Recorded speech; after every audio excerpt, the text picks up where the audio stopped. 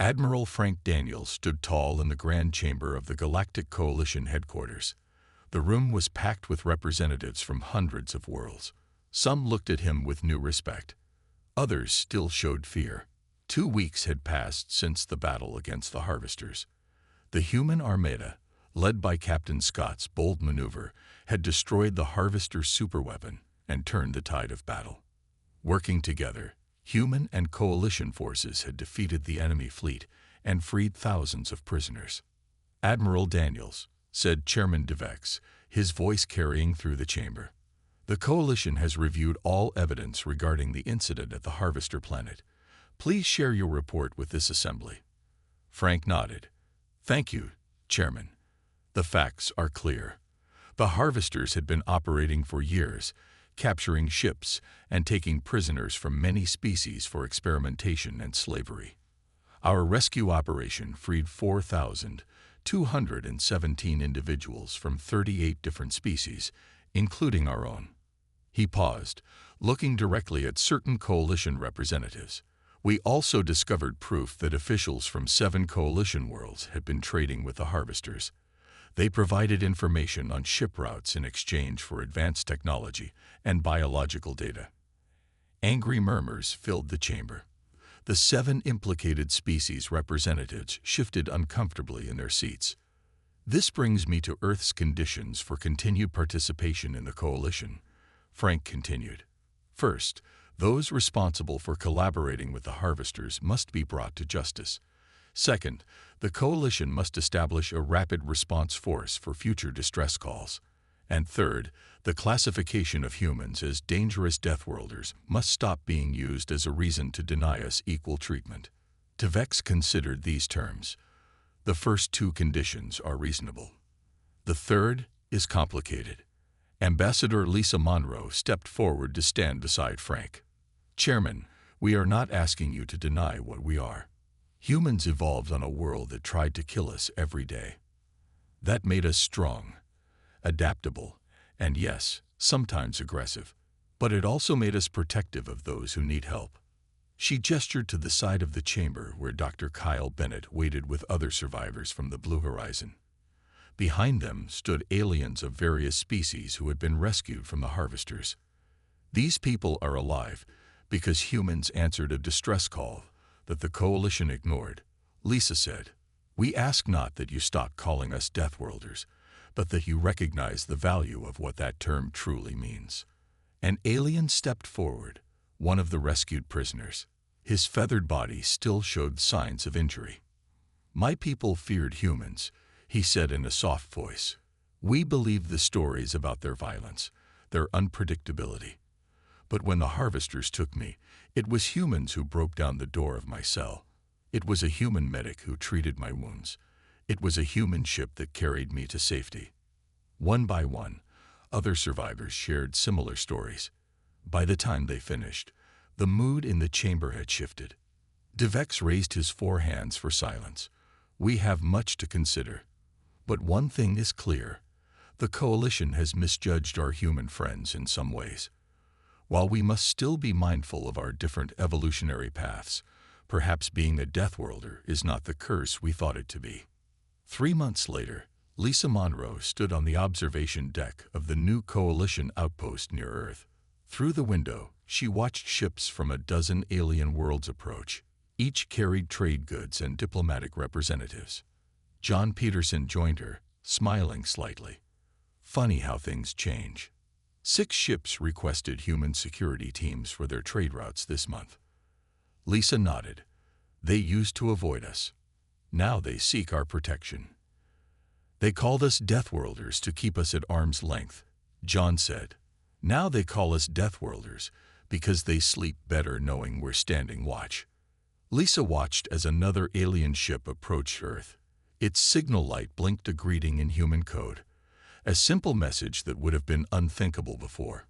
Requesting safe harbor from Earth's guardians. Captain Natalie Scott watched the space around the Harvester planet fill with enemy ships. They rose from hidden bases on the surface and emerged from the far side of the planet. Dozens of the spiky, dark vessels moving into attack formation. "They've detected our rescue teams," said Greg Wilson, the fleet communications officer. His voice was steady despite the tension on the bridge. "Signal the Armada," Natalie ordered. "Battle stations. Protect our people on the ground at all costs." The human warships moved out from behind the moon, no longer hiding. The Valkyrie led the formation, its weapon systems fully powered. "Harvester vessels are charging weapons," reported Eric's replacement at the tactical station. "Shields at maximum," Natalie said. "Hold fire until they shoot first." She didn't have to wait long. The lead harvester ship fired a beam of purple energy that struck the Valkyrie's shields. The ship shuddered under the impact. "Shield strength down to 82%, called an officer. "That weapon is unlike anything we've encountered before." "Return fire," Natalie ordered. All ships engage targets of opportunity.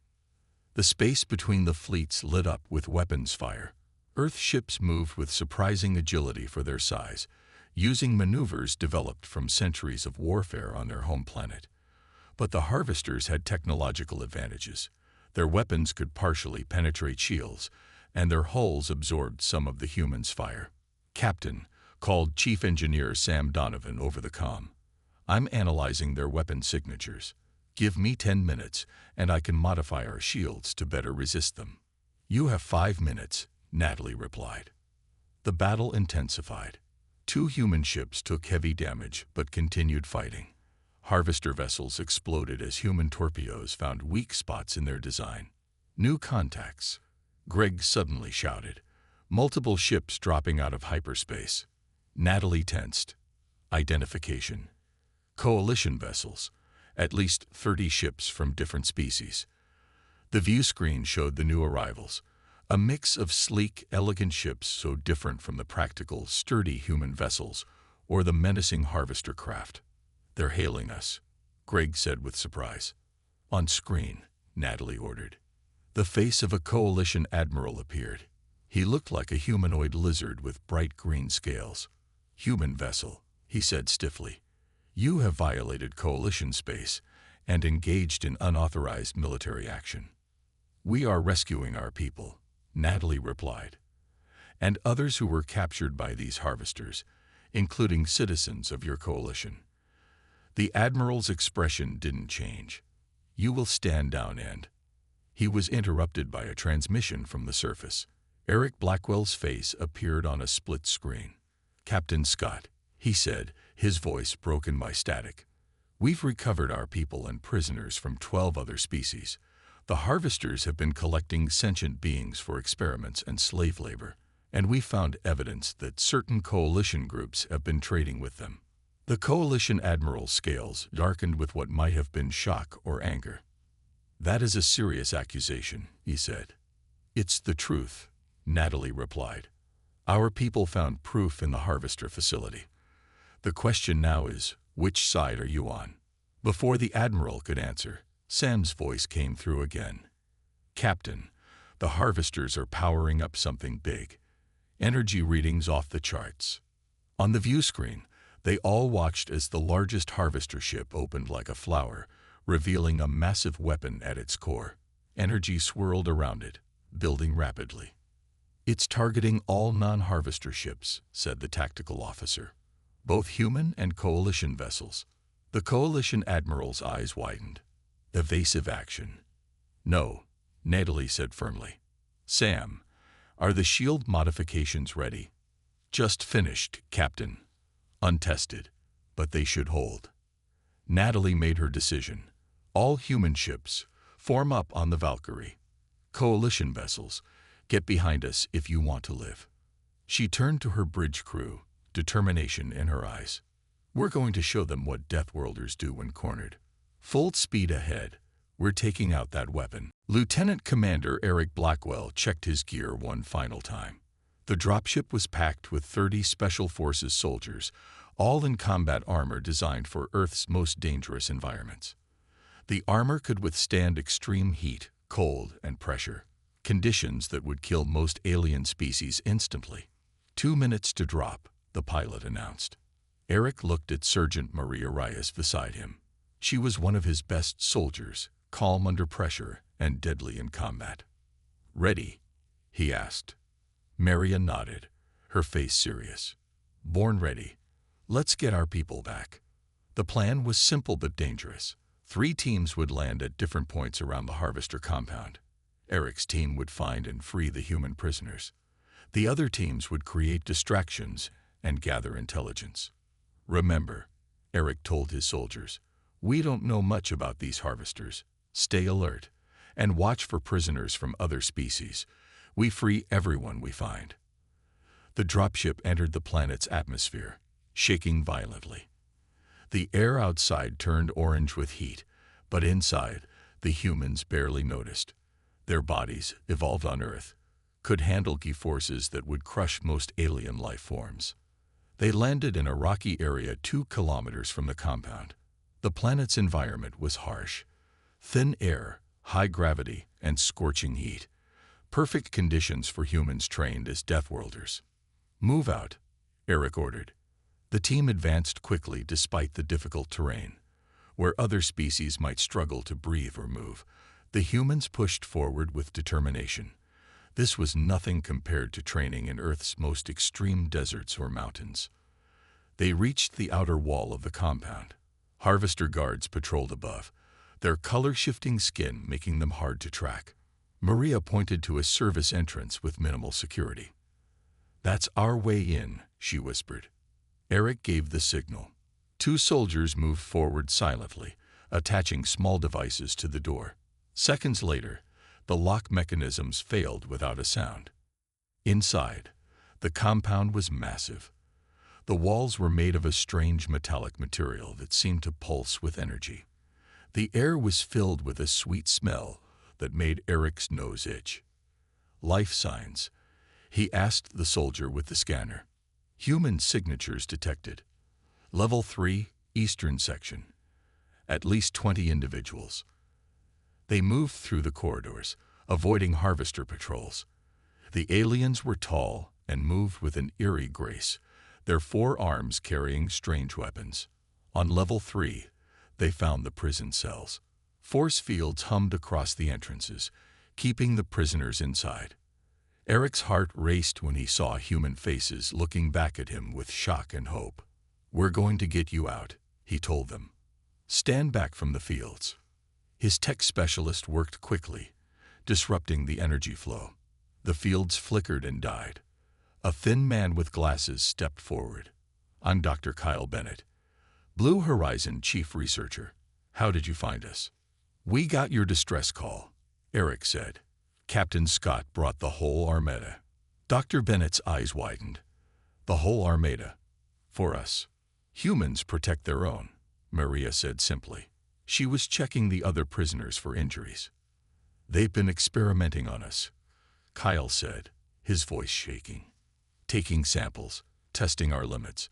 They're fascinated by how we can survive conditions that kill their other specimens." Eric looked down the hallway at more cells. Aliens of various species stared back, some cowering, others pressing against their barriers with hope. "What about them?" he asked. "The harvesters collect species from across the galaxy," Kyle explained. "Some for experiments, others for labor.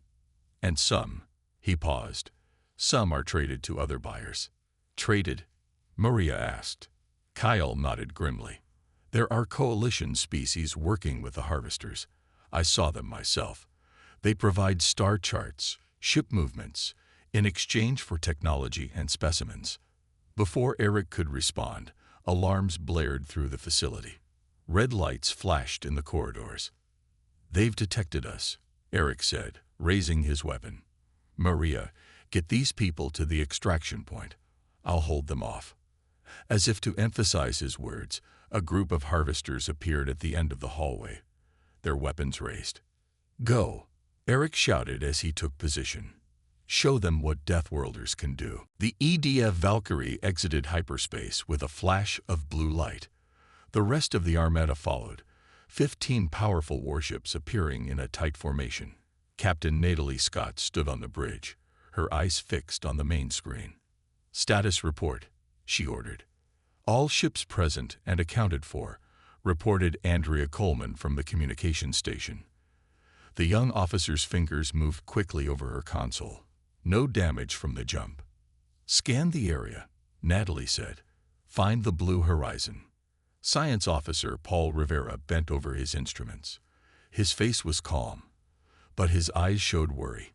No sign of the research vessel, Captain. I'm expanding the search area. The bridge was quiet as everyone focused on their tasks. They had arrived at the exact coordinates from the distress call, but the blue horizon was nowhere to be seen. I found something, Paul said after several minutes. Energy readings coming from that nebula. 11,000 kilometers to starboard.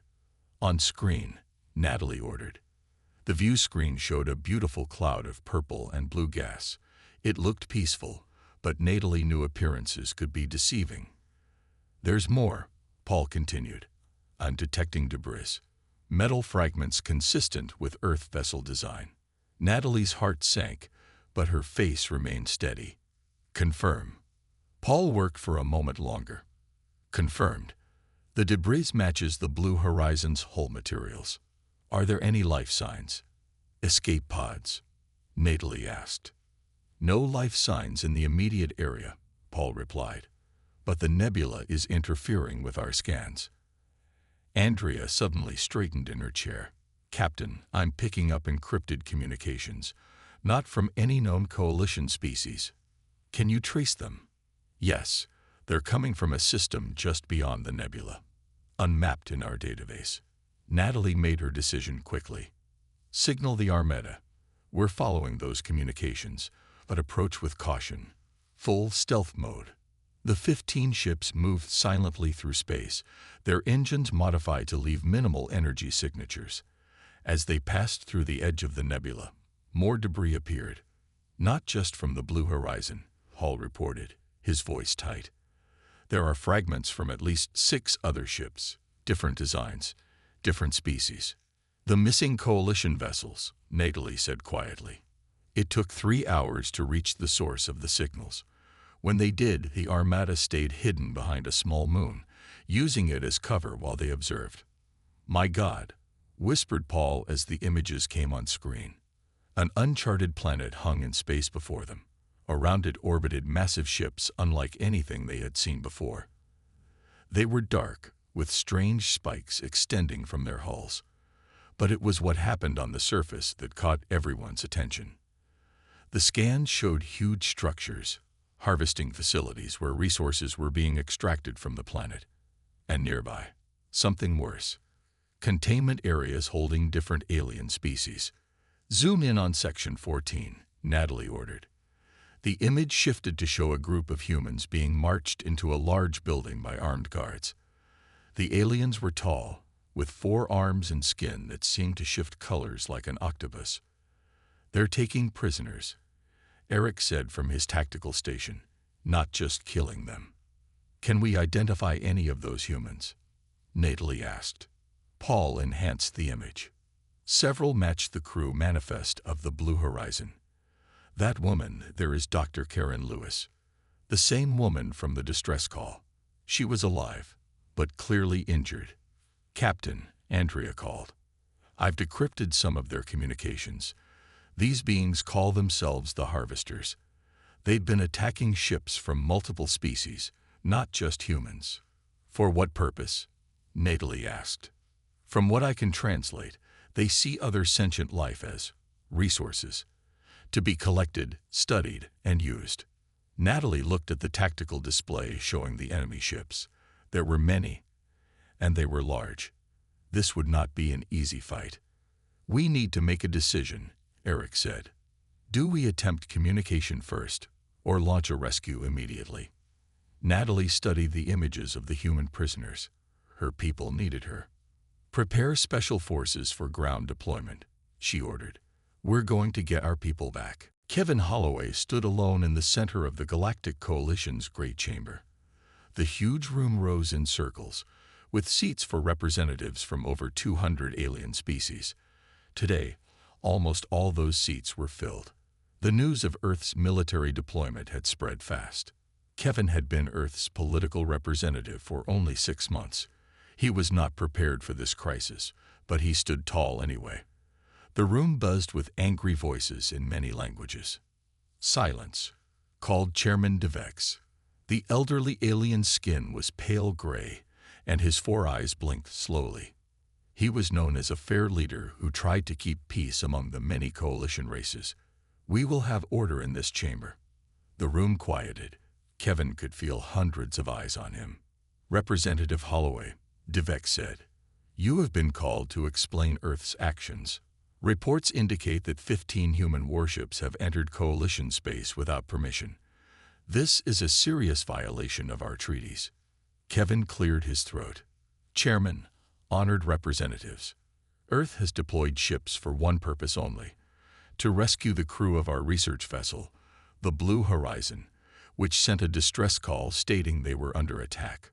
A rescue mission does not require 15 warships," said Zoratul, stepping forward. As the coalition's security chief, her word carried weight. Her tall, slender body was tense with anger. "This is a show of force, a threat."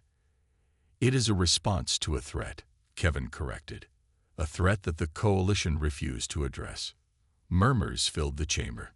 "Explain yourself," DeVex demanded. "The distress call was received by your outpost on Lyria.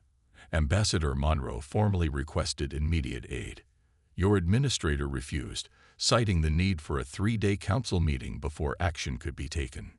"Procedures exist for a reason," Zoratul said coldly. "People are dying for that reason," Kevin replied. 42 innocent researchers and their families sent a call for help. While you planned to discuss it for 3 days, Earth chose to act. An alien with bright purple skin stood up. The humans showed their true nature. They turned to violence first. "We turned to rescue first," Kevin said. "We asked for your help. You refused." "This is why Deathworlders cannot be trusted," called another voice. "They are too aggressive, too unpredictable." Kevin felt his patience break. "You fear us because we evolved on a harsh world. Yes, Earth tried to kill us every day with storms, predators, disease, and disaster. And yes, that made us strong, made us fighters. But it also taught us something else: to protect those who cannot protect themselves." He pulled out a data tablet and projected images into the air. "These are files from ships that went missing in the same region over the past year. Ships from 12 different coalition species." The room grew quiet as representatives recognized vessels from their own worlds. "You knew about these disappearances," Kevin continued. "Some of you even had evidence suggesting a new hostile force was operating in that region. Yet you did nothing. Some of you even suppressed this information." "These are serious accusations," DeVex said.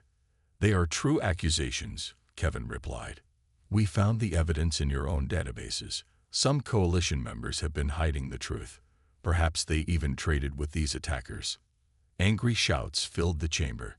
Zoratul stepped closer to Kevin, her eyes narrow with suspicion. "You access our secure files," she hissed. "When lives are at stake, yes," Kevin said, not backing down. "You fear us because we're Deathworlders. Perhaps you should consider what that means when we're provoked." DeVex raised his hands for quiet. "These matters require investigation. But first, we must address the immediate crisis. The human fleet must be recalled." "That will not happen," Kevin said simply.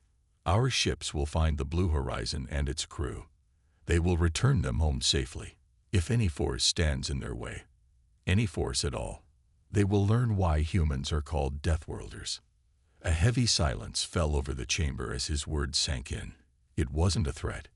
It was a promise. Captain Natalie Scott stood on the bridge of the EDF Valkyrie, watching as crew members rushed to their stations.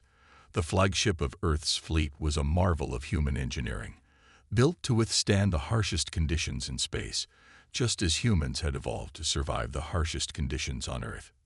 "Status report," she called.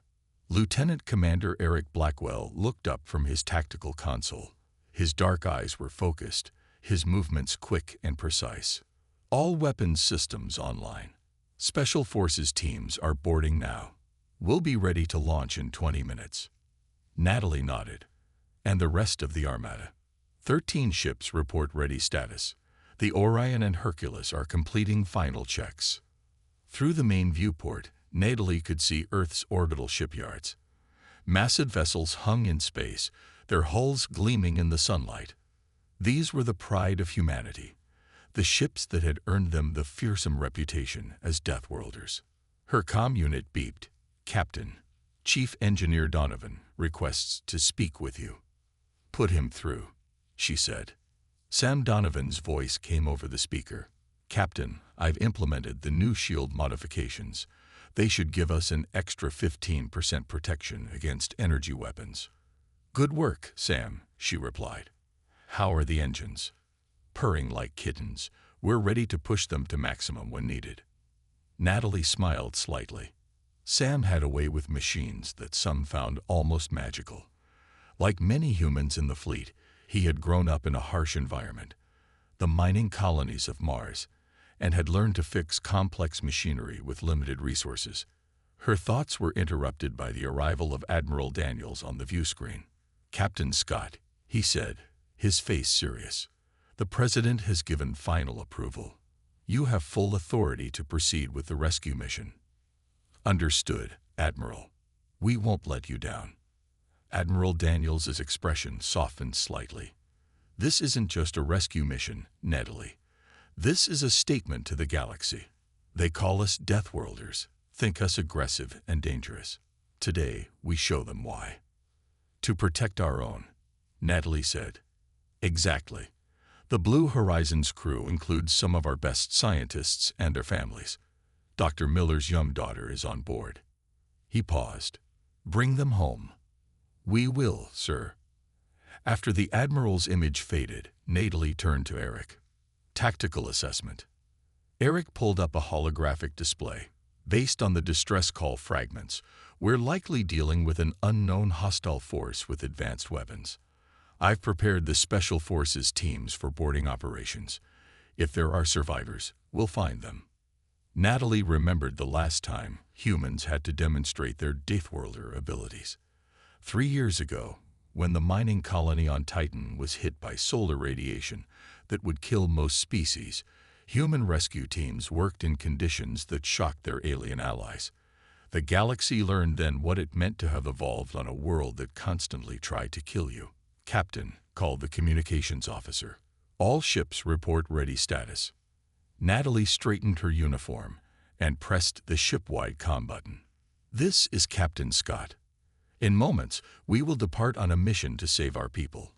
The Blue Horizon sent a distress call, and we will answer it. The journey will be long, the danger unknown, but this is what we do. Humans protect their own." She paused, looking around at her crew. "The galaxy calls us Deathworlders. Today, we embrace that title. Because whatever threat awaits us, we will face it together.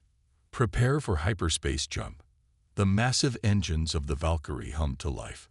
Around the flagship, 14 other warships moved into formation.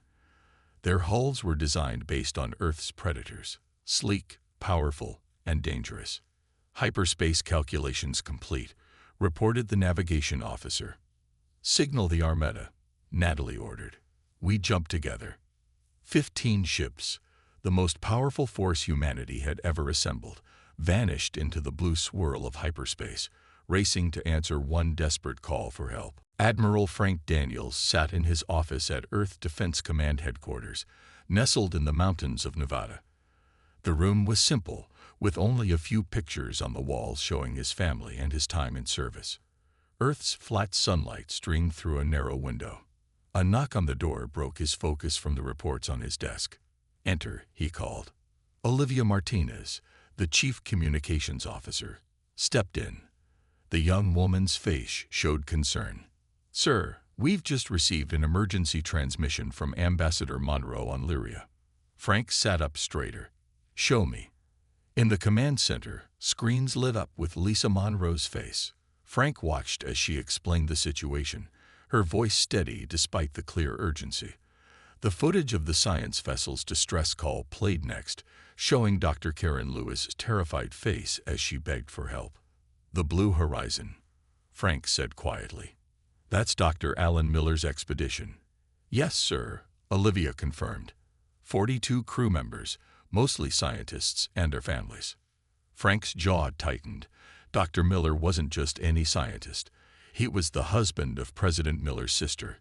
But that wasn't why Frank felt his heart race. Each of those 42 souls was his responsibility. Get Secretary right here now, he ordered, and alert all fleet commanders. 30 minutes later, Defense Secretary Alex Wright stormed into the command center.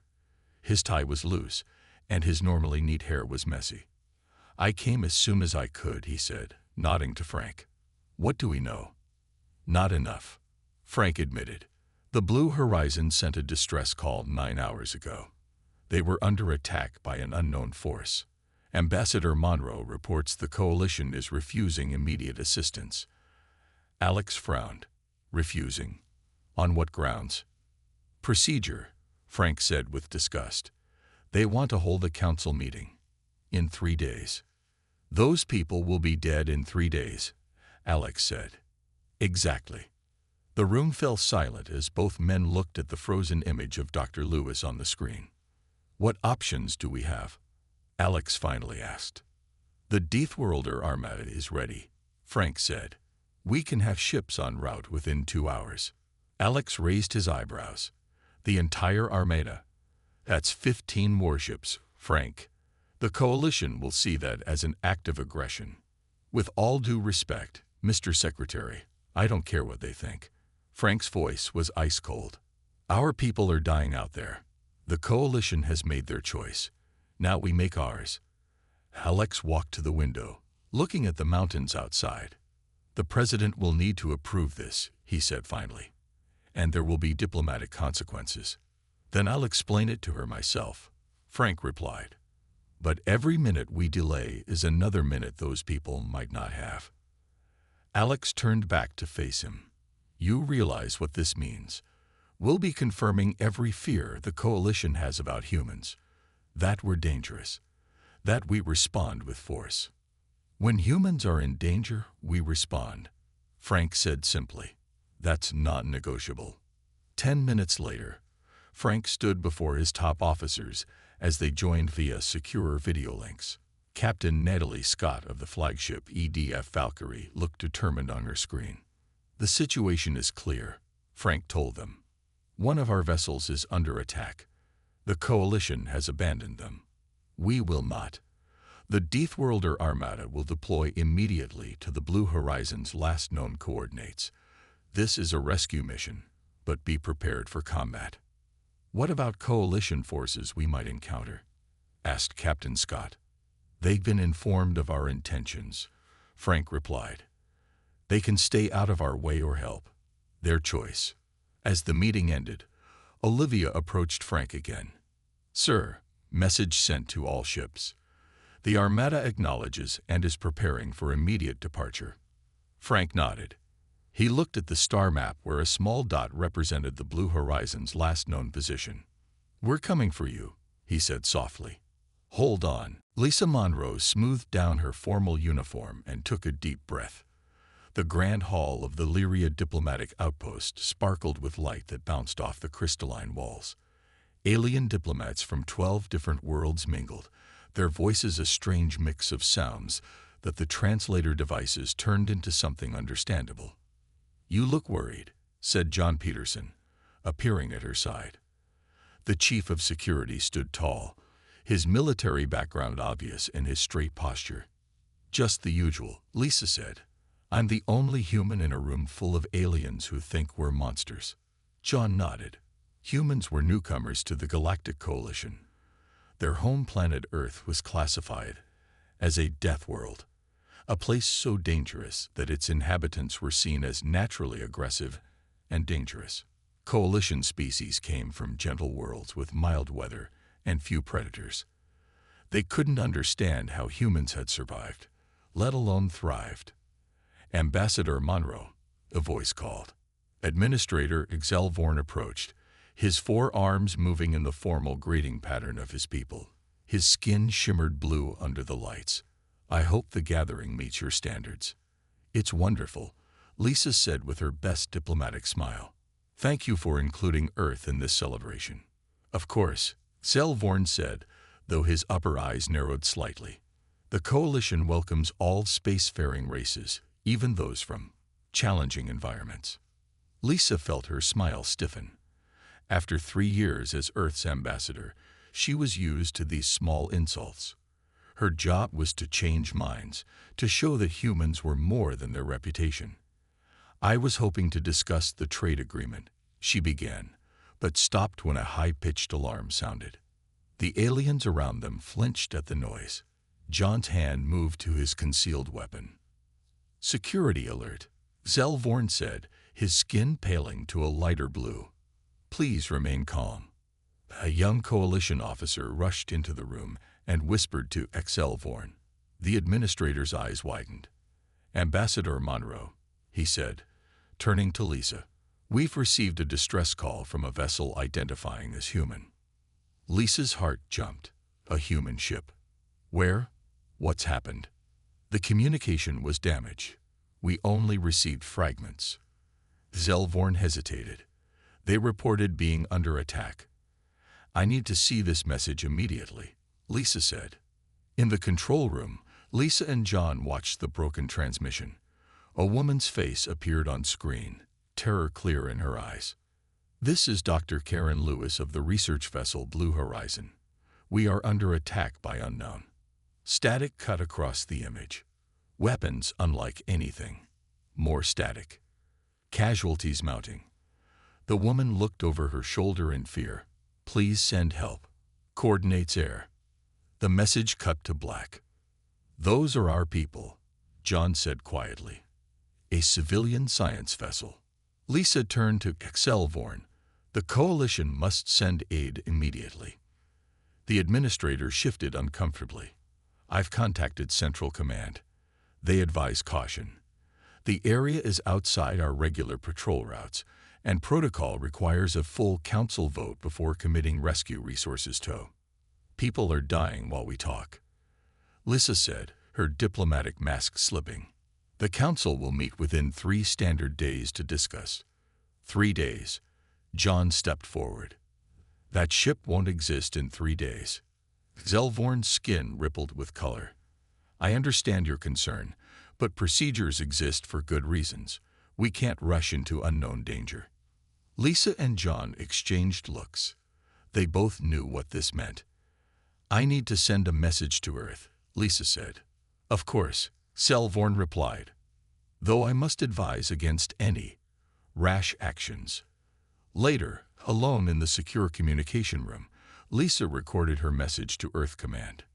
This is Ambassador Lisa Monroe. One of our research vessels is under attack. The Coalition refuses immediate aid.